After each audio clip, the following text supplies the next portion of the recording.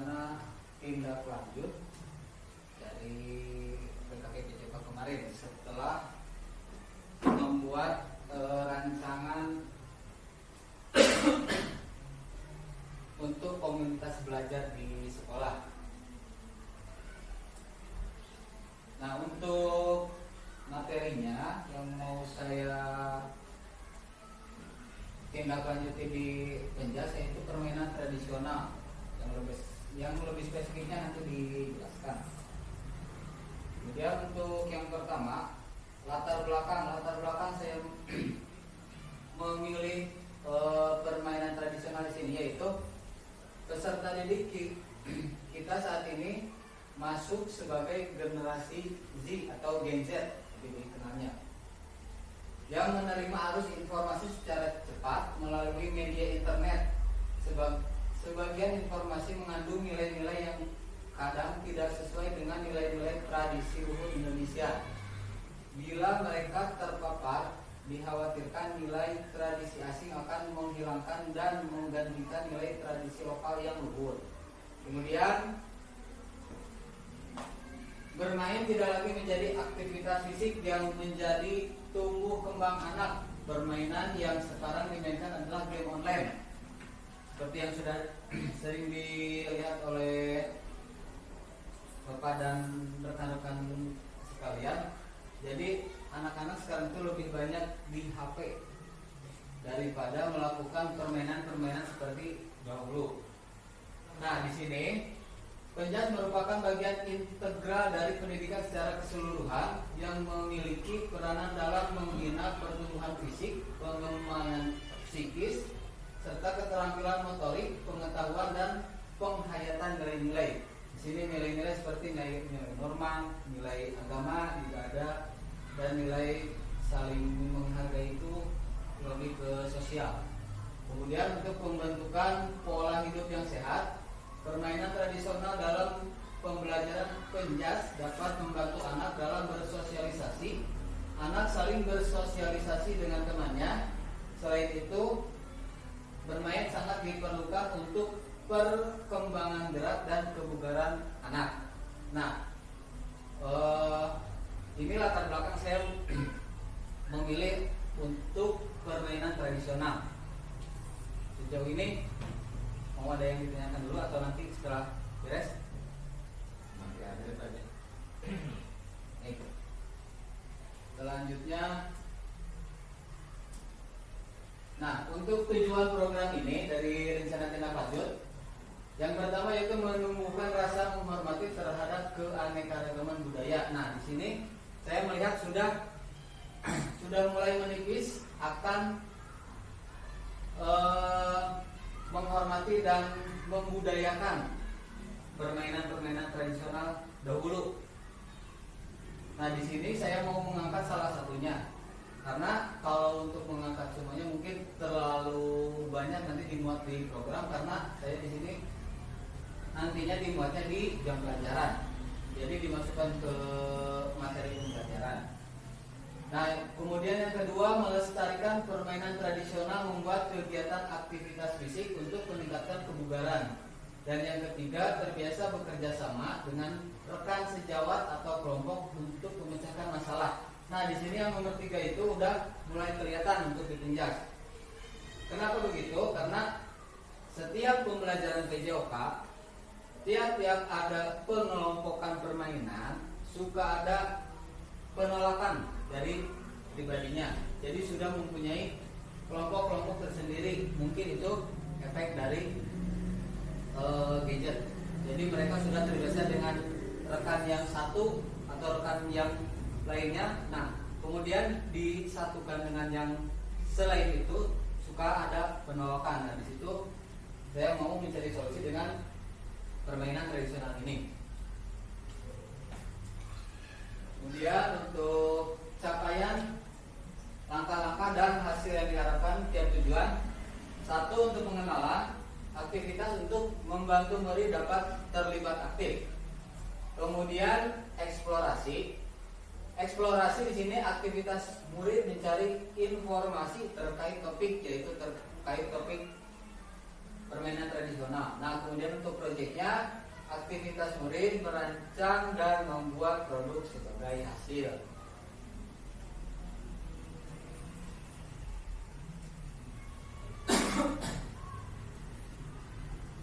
Nah, ini ada struktur program dan mitra dalam komunitas belajar.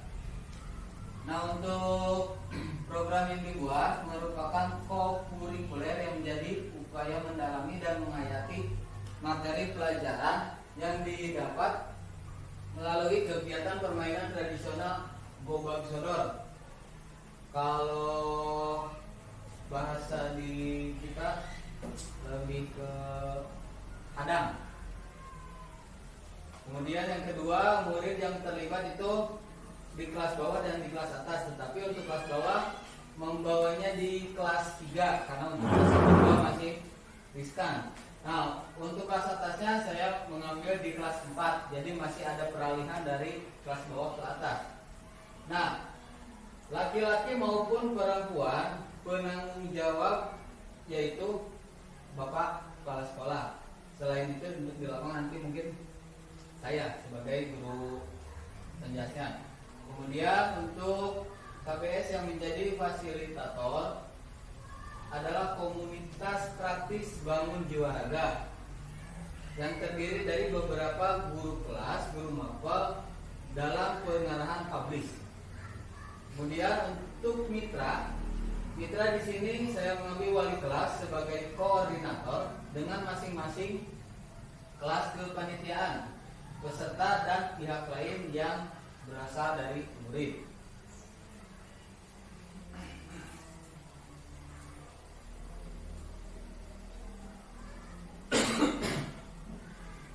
Nah, kemudian untuk pernyataan tentang kapasitas yang dimiliki kelas atau sekolah.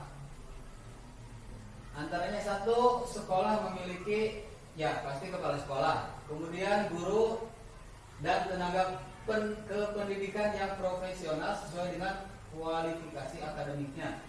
Yang kedua, murid berjumlah 426 orang, masing-masing kelas akan mengirimkan perwakilan sesuai minat dan bakatnya untuk menjadi panitia, peserta, wasit, ofisial maupun penonton. Yang ketiga, sekolah memiliki lapangan olahraga yang cukup luas, bisa dibagi menjadi 2 lapangan. Gobag Sodor, sekolah memiliki jaringan internet yang baik.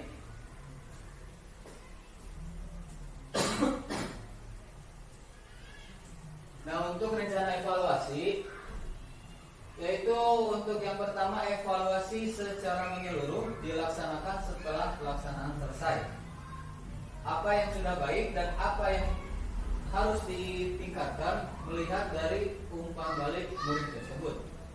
Kemudian yang kedua berupa kuesioner atau wawancara. Yang ketiga, mendokumentasikan proses kegiatan main murid berupa video atau foto.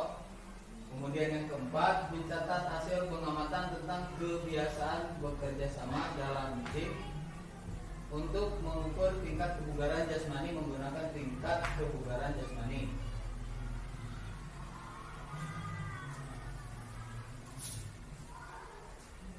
Nah, di sini saya memuat kemungkinan tantangan. Yang pertama, sesuai dengan kondisi saat ini, yaitu cuaca.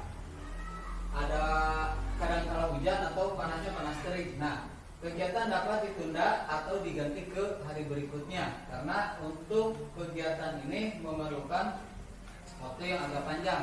Nah, waktu yang agak panjang di sini melihat lagi karena ada kelas 3 masih di kelas bawah, jadi tidak bisa untuk dilakukan terlalu lama jika panas terik maupun hujan. Kemudian yang kedua, kegiatan sekolah yang bentrok antar kelas. Jadi kemungkinannya ada, misalkan kelas 5, 6 ada kegiatan, 3, 4 ada kegiatan. Nah, jika dilakukan tidak ada koordinasi dan ada bentrok, nah itu yang akan menjadi salah satu tantangan. Jadi koordinasi untuk penjadwalannya mungkin lebih dikoordinasikan lagi dengan wali kelas dan rumah lainnya. Kemudian Yang ketiga, kegiatan sekolah yang bentrok karena dilakukan pas hari efektif, ya, karena saat jam pelajaran. Kemudian yang keempat, evaluasi dan umpan balik, memberikan evaluasi yang efektif dan memberikan umpan balik yang konstruktif kepada setiap peserta didik. Nah, untuk yang terakhir, ini tabelnya dilaksanakan sesuai jam pelajaran PJOK. Nah, segitu, dan lebih kurangnya mohon dimaafkan. Apabila ada yang mau ditambahkan atau ada pertanyaan dari Bapak, maka silakan. Terima kasih atas waktunya. Nah, mungkin saya akan bertanya dalam hal ini pada abad tengah sekarang. Kalau tidak salah, sekarang merupakan abad 21, merupakan abad pabrik nol. Tadi dikatakan bahwa namanya itu zaman Gen Z. Ya. Tapi mengapa saudara pada waktu sekarang itu mengajukannya kepada permainan tradisional? Nah, itu. Terima kasih. Baik, terima kasih Bapak atas pertanyaannya. Saya akan mencoba menjawab semaksimal saya. Jadi begini Pak, kenapa saya mengambilnya itu lebih ke permainan tradisional, tidak ke permainan sekarang mungkin ya Pak? Modern. Ya. Jadi untuk permainan di zaman sekarang itu lebih ke permainan yang sudah online atau lebih ke gadget. Nah, untuk permainan seperti sepak bola, bola voli, jadi mereka itu masih menganggapnya itu permainan-permainan yang mengikuti zaman. Jadi mau tidak mau itu ya terserah anak-anaknya. Kalau bahasa anaknya ya terserah gue gitu. Nah, di sini saya melakukan tindakan untuk pemilihan permainan tradisional karena yang pertama dari sisi kebudayaan. Yang pertama dari sisi kebudayaan itu, jadi saya mau mengangkat kebudayaan atau kearifan lokal yang sudah mulai ditinggalkan Pak. Saya mau mengangkat lagi kebudayaan itu dalam konteks permainan, karena di sini saya mengajarkannya kan dari penjas. Nah, kalau dari penjas mungkin untuk kebudayaannya baru bisa dari permainan. Nah, untuk permainannya kenapa gobak sodor atau hadang? Yang pertama ada gerakan lokomotor. Yang keduanya ada gerakan manipulatif, jadi sudah disatukan di situ. Selain itu juga ada aktivitas fisik yang sangat melelahkan karena menggunakan kecepatan yang pertama. Yang keduanya koordinasi, yang ketiganya kerjasama. Nah, ketika itu disatukan, mereka akan memaksimalkan fisik mereka sendiri. Kemudian untuk permainan ini sendiri, di sini karena ada jenjangnya atau ada tindak lanjutnya ke depan dari dinas, ada pertandingannya. Jadi saya juga memaksimalkan dari apa ya? Kalau ini mah bukan hadiah, rewardnya. Nah, rewardnya itu nantinya ke sana. Jadi selain saya mengangkat ini dari budaya, jadi ada rewardnya ke sana. Karena untuk yang lain mungkin kayak lompat panjang, kemudian di jempungan atau egrang lebih beresiko karena alatnya itu satu kemungkinan kecelakaannya lebih tinggi Pak. Ya. Kalau untuk gobak sodor kan di lapangan hanya memakai garis, mungkin dia jatuh sedikit lah. Nah, mungkin itu Pak penjelasan dari saya barangkali. Terima kasih. Cukup. Mungkin dari Pak Ida. Bismillahirrahmanirrahim. Hai, apa yang kemudian dipaparkan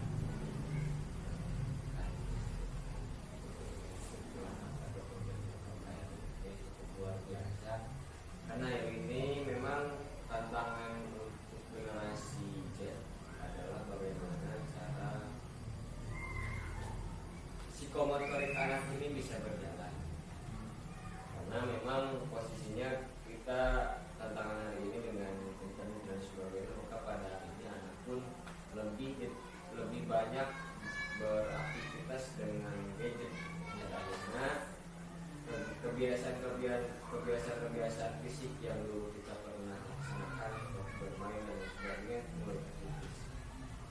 Namun yang perlu diperhatikan, kenapa kemudian hari ini ini mengambil hanya di Kubak Sodor, karena ini banyak kemudian yang pada dasarnya permainan tradisional ini ada wahana-wahana yang lain. Kenapa kemudian selain dari tadi reward untuk masuk di lomba, apa saja yang kemudian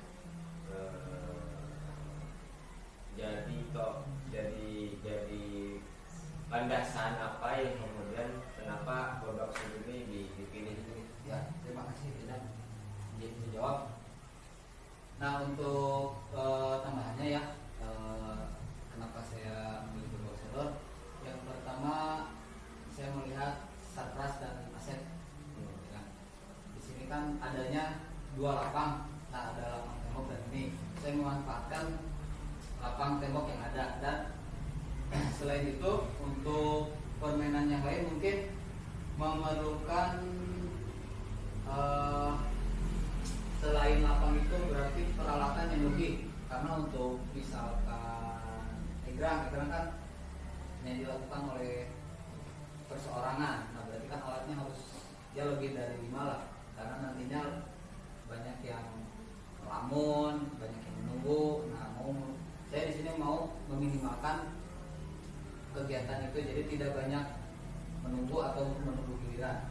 Selain itu juga untuk faktor yang kedua di sini saya mengambil dari faktor minat anak. Nah, sudah saya coba beberapa permainan seperti tarung panjang, kemudian dijungkungan atau egrang, kemudian sumbitan sudah. Mereka juga sebenarnya suka untuk permainan itu, tetapi mereka lebih cenderung menyukai ini karena satunya berkelompok, keduanya tidak terlalu lama menunggu. Untuk yang ketiga permainan itu lebih banyak menunggu karena memang fasilitas penunjangnya masih kurang. Nah, untuk menambah fasilitas kan memerlukan penambahan. Nah, di sini saya mengambil saja yang ada dulu, Pak. Mungkin seperti itu. Pak Manawi, Tambahan Pak Heru, tadi pada masalah tantangan mungkin dialami oleh grup pegas sendiri. Yang pertama adalah cuaca. Ya, masalah cuaca. Misalkan Pak Heru sudah menjadwalkan untuk kegiatan ini di hari besok, hari Sabtu misalkan ya. Ternyata waktu itu kita mengalami turun hujan. Apa yang saudara lakukan untuk pelaksanaan bisa tetap berjalan, sedangkan misalkan diundur, dipajukan pada hari Senin ada kegiatan di kelas lain. Nah, kira-kira apa yang harus kita lakukan? Mungkin dalam hal ini kita juga merasa kebingungan. Hari Senin kegiatan di kelas 4 misalkan, sedangkan kegiatan di hari Sabtu belum terlaksana. Nah, itu bagaimana solusi saudara dalam melaksanakan kegiatan tersebut? Terima kasih. Baik. Nah, di sini mungkin saya akan sedikit membuat suatu manipulasi tempat, Pak. Yang pertama, jadi kalau misalkan besok atau misalkan hari ini mau kegiatan tetapi hujan karena di lapang, nah saya akan tuh memanipulasi ruangan kelas. Tetapi sebelum itu juga saya akan meminta koordinasi dulu kelas yang mau dipakai. Misalkan mau kelas 4-nya, nah saya akan koordinasi dulu ke wali kelas apakah mau dipakai besoknya atau ke hari itu mau dipakai. Nah, jika tidak dipakai, saya akan memanipulasi ruangan itu sedemikian rupa, entah itu nanti membuat lapangannya diperkecil ukurannya, skalanya, atau nanti hanya membuat seperti seperti belajar biasa di board itu, Pak. Jadi membuat seperti materi saja Jadi prakteknya hanya membuat lapangan dua garis saja nantinya. Jadi lebih ke sosialisasi atau penerapan apa ya? Bukan strategi. Penjurusan lah istilahnya, jadi kekhususannya mungkin seperti itu. Nah, kemudian untuk yang ketiga mungkin jika ruang kelasnya dipakai semua, mungkin saya akan ke desa atau ke tempat terdekat, Pak. Ya kalau misalkan ke sananya kan lebih jauh, ya saya memanfaatkan fasilitas yang lebih dekat dulu, misalkan ke desa atau tetangga sekolah seperti di MTS mungkin punya. Nah, saya akan memanfaatkan dulu itu. Nah, untuk pemanfaatannya mungkin nanti juga disesuaikan seperti di sini. Jika tidak ada ruangan besar di kelas, saya juga akan memanipulasi ruangan kelasnya. Tetapi jika tidak ada, mungkin nantinya akan diganti ke hari Sabtu lainnya, bukan ke hari Seninnya. Mungkin seperti itu, Pak. Ya, cukup. Terima kasih, Pak. Baiklah, cukup? Ya. Baik, terima kasih, Pak.